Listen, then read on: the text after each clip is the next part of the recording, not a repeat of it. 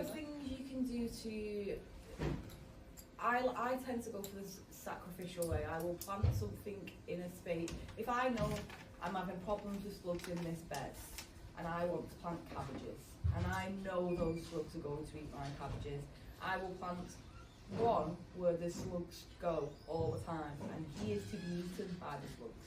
And then I will net my ones that I want to keep. I will net, and I'll put eggshells out or things that they don't like to go over. It's never 100% effective, but if you're trying to do it in a nice way, you're probably never going to be 100% effective. The only kind way to do it is to go out at night time and pick them off. That's what I do. And really collect them pick all. them in your compost. Relocate them. Yeah. That is the only kind way to deal with anything. So it depends on whether you want to go.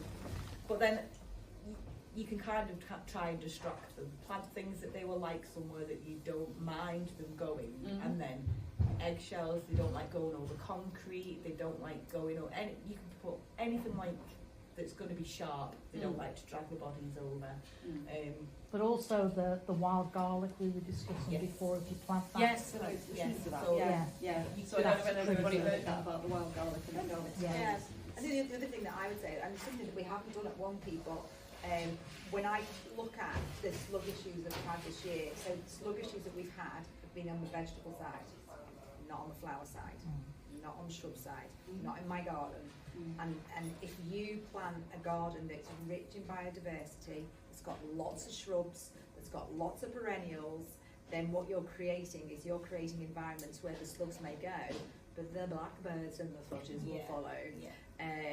It's not about creating a habitat for the hedgehogs to eat the slugs, because they're actually harmful to them. So really, it's looking at about the biodiversity of your garden. So from a Wonky point of view, one of the things that we might like to experiment with in future years is say, well, actually maybe some corners of the beds we should actually put some shrubs that will bring more birds into the allotment part of the garden that might then actually help with that problem as well.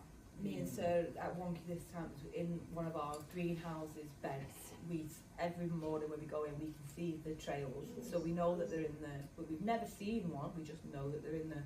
So we've done where we planted garlic all the way round the outside, spring onions all the way around the outside, and then the lettuce inside that. So the slugs won't like going past spring onions, garlic.